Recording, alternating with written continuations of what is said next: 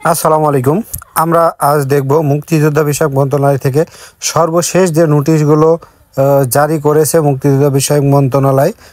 নতুন সেই তথ্যগুলো আপনাদের মাঝে জানিয়ে দিই। অনেকে জানতে চান আমার কাছে যে ভাই নতুন কোনো নিউজ আছে কিনা মুক্তিযোদ্ধাদের।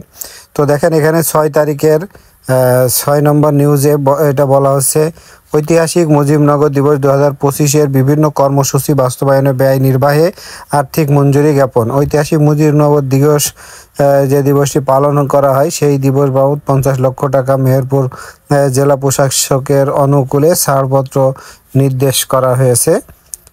এইটা হচ্ছে একটা। তারপরে হচ্ছে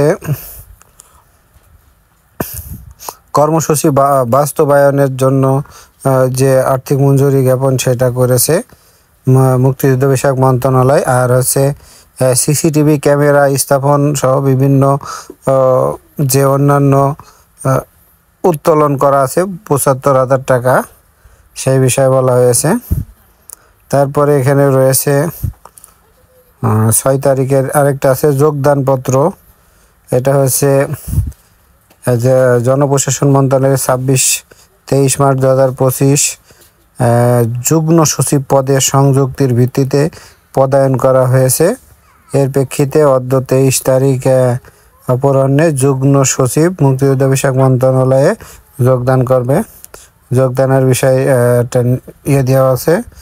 তারপরে এখানে রয়েছে প্রজ্ঞাপনটা সবচেয়ে গুরুত্বপূর্ণ বিষয়। সেটা হচ্ছে গত 12 মে 2011 তারিখে মুক্তিযুদ্ধ বিষয়ক মন্ত্রণালয়ের মুক্তিযুদ্ধ কমপ্লেক্স ফান্ড সভা যে অনুকূলে প্রজ্ঞাপন মূলে গঠিত মুক্তিযোদ্ধা কমপ্লেক্স ফান্ড কমিটি এত দ্বারা বাতিল করা হলো। মানে মুক্তিযোদ্ধাদের ফান্ডে যে কমিটি ছিল সেই কমিটিটা বাতিল করা হয়েছে এতদিন পর। তারপর একটা আছে অফিস আদেশ, পুনরাদেশ না দেওয়া পর্যন্ত নিম্নবর্ণিত কর্মকর্তাবৃন্দের নামের পাশে বর্ণিত অনুবিভাগ অধিশাখা নির্দেশ ক্রমে দায়িত্ব প্রদান। মানে নাম দুইজনা দিয়েছে, এই যে এনডিসি যুগ্ম সচিব আর যুগ্ম সচিব, এই দুইজনের পাশে অধিশাখা বা আইনি শাখা এটা উল্লেখ করা যাবে না। সেই বিষয়ে কিন্তু এরা একটা প্রজ্ঞাপন দিয়েছে অফিস থেকে আদেশ। সর্বশেষ যে নিউজটি রয়েছে সেটা হচ্ছে যোগদানপত্র। জনপ্রশাসক মন্ত্রণালয়ের ঊর্ধ্বতন নিয়োগ 1 শাখার 20 মার্চ 2025 তারিখে এত প্রজ্ঞাপন মূলে আমাকে যুগ্ম সচিব পদে পদোন্নতি প্রদান করে।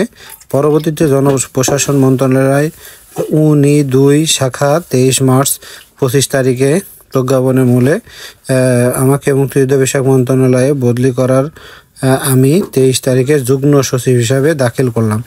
এটা শামীম আহমেদ, পরিচিতি নম্বর এত, যুগ্ম সচিব, ইনি কিন্তু যোগদান করেছে। সেই বিষয়েই এখানে কিন্তু যোগদানপত্র দেওয়া হয়েছে। তো যাই হোক, মুক্তিযোদ্ধা বিষয়ক মন্ত্রণালয়ের সর্বশেষ যে তথ্য বা সর্বশেষ যে প্রজ্ঞাপনগুলো ছিল আপনাদের মাঝে আমি জানিয়ে দিলাম।